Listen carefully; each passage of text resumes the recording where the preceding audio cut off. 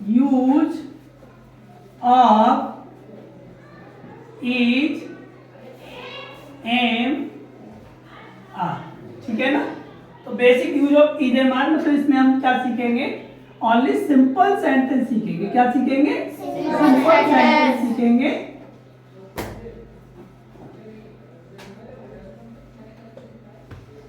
ठीक है। इसमें क्या है, जैसे कि आपको इज किसके साथ लगाना है, एम किसके साथ लगाना है, आर किसके साथ लगाना है। इज में देख लीजिएगा, इज हमेशा सिंगुलर के साथ लगता है। जो फॉर्म हमेशा सिंगुलर होते हैं तो उसके साथ आपको इज का यूज करना है। ठीक है। तो जैसे कि आपको इज का यूज करेंगे ही के साथ, सी के साथ, इट के साथ, और कोई भी सिंगुलर नेम दे रखा है, मतलब एक नेम दे रखा है, उसके साथ भी आपको क्या यूज करना है? इज का यूज करना है। इज का यूज, दिस के साथ भी इज का यूज करना है, और दैट के साथ भी आपको इज का यूज करना है। ठीक है।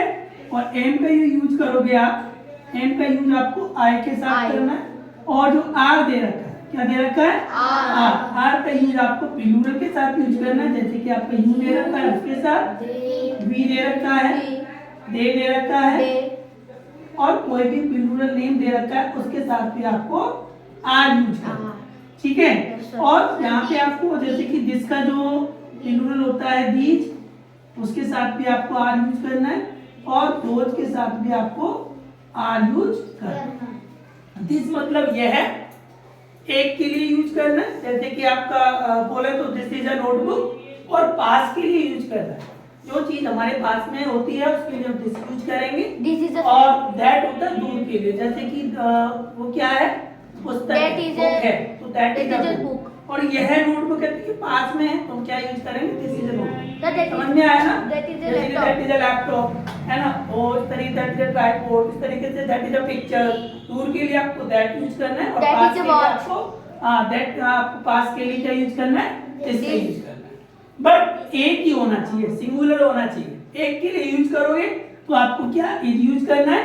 अगर एक से अधिक, जैसे कि नोटबुक्स हैं, ये नोटबुक्स हैं, तो वहां पे दीज आर नोटबुक्स होगा। ठीक है। वो यानी कि वो पुस्तक हैं, वे पुस्तक है, तो क्या लगेगा बेटा? दोज लगेगा। क्या लगेगा? दोज। क्योंकि एक से अधिक है, दूर है, तो दोज यूज करना, एक है तो दैट यूज करना। ये क्लियर हो गया होगा सभी को? Yes sir. कोई प्रॉब्लम नहीं है? No sir. अब देखो सिंगुलर नेम और प्लूरल नेम क्या होते हैं। सिंगुलर मतलब एक नेम दे रखा है, जैसे कि अंकित इज माय बेस्ट फ्रेंड, अंकित मेरा अच्छा मित्र बेस्ट फ्रेंड है। तो अगर बोले राम एंड श्याम, राम एंड श्याम, दो की बात हो रही है, एक से अधिक है तो वो प्लूरल हो गया। प्लूरल के साथ आपको आर का यूज करना है। Ram and Shyam are my best friend. Clear ना? तो आपको इस तरीके से यूज करना है। अब देखो ये सेंटेंस के टाइप होते हैं। पहला जो आप यूज करोगे अफर्मेटिव। क्या यूज करोगे? अफर्मेटिव मतलब ये आपका सिंपल है, यानी कि ये आपके अफर्मेटिव है, सिंपल सेंटेंस है जिसमें ओनली हाँ का बोध होता है। ना तो ये नेगेटिव है, ना ये इंट्रोगेटिव, ना ही इसमें नॉट मिलेगा, ना ही आपको जो WH वर्ड होते हैं वो नहीं मिलेंगे। सिंपल है। तो अफर्मेटिव का जो स्ट्रक्चर है वो आपको यूज करना है। पहले आपको सब्जेक्ट लगाना है। सब्जेक्ट मतलब जो सेंटेंस में कोई भी कार्य करने वाला होता है वो सब्जेक्ट है। उसके बाद आपको इज एम आर लगाना है। क्या लगाना है? इज एम आर लगाना है। उसके जस्ट बाद आपको कंप्लीमेंट लगाना। क्या लगाना है बेटा? कॉम्प्लीमेंट्री। और फुल स्टॉप लगाना। ठीक है।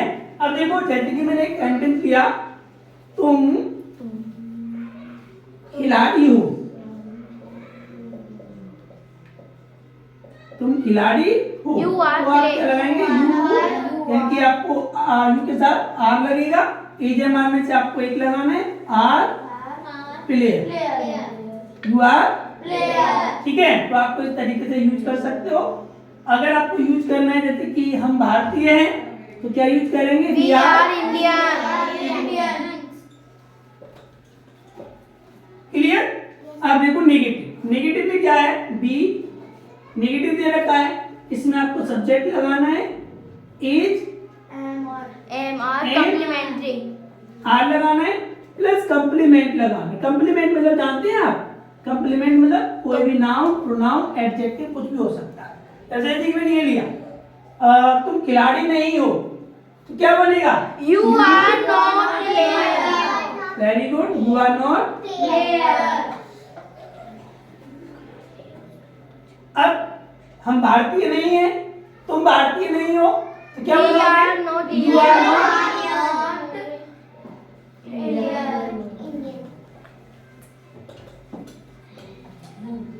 समझ में आया? Yes sir. वह गायक नहीं है, तो ही अगर हम मेल के बारे में बात कर रहे हैं तो ही लगेगा, फीमेल के बारे में बात कर रहे हैं तो सी लगेगा। तो यहाँ पे लगाएंगे आप ही क्या है? He is not, he is not a singer. I hope यहाँ तक आपको कोई डाउट नहीं होगा, ठीक है? यहाँ तक कोई डाउट नहीं है आपको। No sir. उस तरीके से आपको अपना यूज करना है।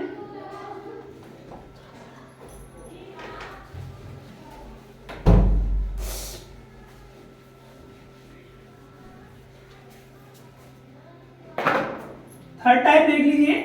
अब ये थर्ड टाइप आप यूज करोगे interrogative.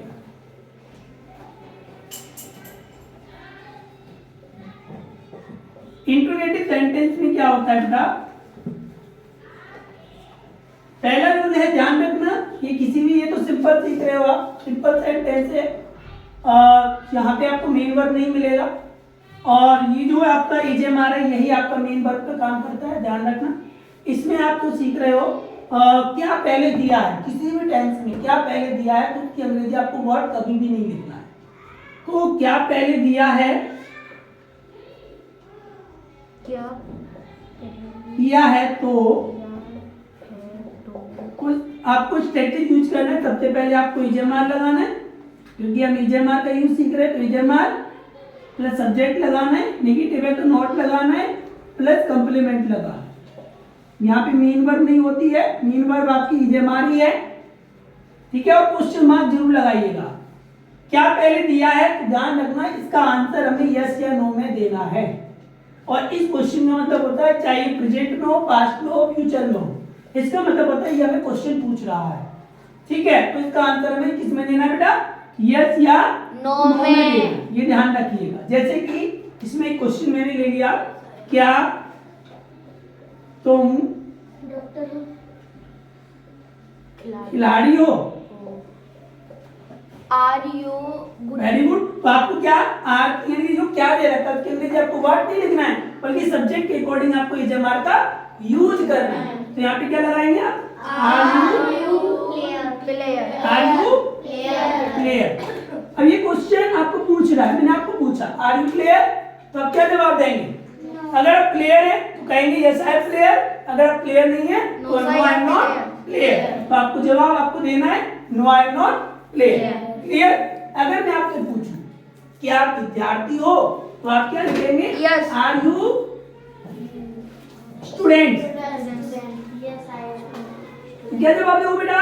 Yes I am student. तो इसका आंसर आपको यस या नो में ही देना है। चाहे आपको प्रेजेंट में दे रखा है तो प्रेजेंट में आंसर देना है, पास्ट में दे रखा है तो पास्ट में देना है। अभी आप टेंस सीखोगे ना तो उसमें भी ये आपका ये यूज जो दे रखा है ये भी उसमें दे रखा हो, तो आपको आंसर कैसे देना है ये भी आपको बताया जाएगा। तो पहले आप सिंपल सीख रहे हो, और इस टाइप के सेंटेंस आप अपने साथ वाले से क्वेश्चन करना है कि are you student, are you engineer, are you doctor, ठीक है? तो आपको यस या नो में आपको जवाब देना।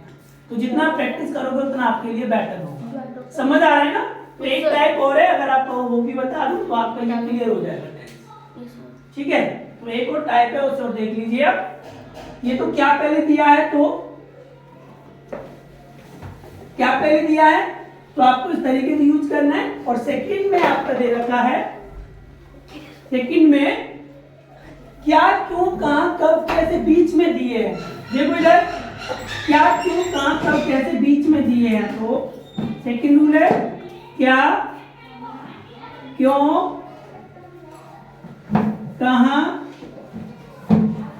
कब, कैसे, बीच में दिए हैं। ये रूल बेटा आपको सभी सेंटेंस में मिलेंगे, ध्यान रखिएगा। और अभी से सीख लोगे ना तो आपको प्रॉब्लम नहीं होगी। बस टेंस की आपको हेल्पिंग वर्ब और मेन वर्ब की पहचान आपको करनी है। तो क्या, क्यों, कहां, कब, कैसे, बीच में दिए हैं। तो आपको सबसे पहले क्या लिखना है बेटा? आपको WH वर्ड पहले लिखना है, यानी कि WH वर्ड ये सारे दे रखे हैं। इनकी इंग्लिश आपको सबसे पहले लिखनी है, इधर ध्यान दो सभी, इसकी इंग्लिश आपको सबसे पहले लिखनी है, उसके बाद आपको ईच एंड आर लगाना है, क्या लगाना है, ईच एंड आर लगाना है, उसके बाद आपको कंप्लीमेंट लगाना है और क्वेश्चन मार्क आपको जरूर लगाना है। तो वो ये मैटर नहीं करता है कि आप ये जो सीख रहे हो ये बिल्कुल जीरो लेवल से, छोटे छोटे सेंटेंस है, यहीं से आप अपनी शुरुआत करोगे तो आगे आप कुछ भी कर पाओगे। मतलब तभी तो जब स्टार्टिंग आप नॉर्मल से करोगे तभी तो आप लॉन्ग टाइप के सेंटेंस बना पाओगे, Yes, sir. बोल पाओगे। पहले इनकी आप प्रैक्टिस करो, बनाओ और बोलो, फिर उसके बाद आप तभी तो बैठ जाओ, तभी तो आप बार-बार प्रैक्टिस कर पाओगे, ठीक है ना। तो आप ये छोटे छोटे सेंटेंस बनाइएगा, बोलिएगा। और जैसे कि मैंने यहाँ पे दिया, जैसे कि मैंने यहाँ पे लिखा एक सेंटेंस, तुम कैसे हो, क्या लिखा, तुम कैसे हो। तो देखो बेटा यहाँ पे कैसे जो दे रखा है, सबसे पहले इसकी इंग्लिश आपको लिखना है हाउ, How? यू के साथ क्या लगाना है दिमाग में से, आर, फिर आपको लगाना है यू और फिर आपको question mark, how are you, आप कैसे हो। तुम कहाँ हो, वेयर आर यू, वे कहाँ है, वेयर आर दे। इस टाइप के सेंटेंस आप बना सकते हैं। वेयर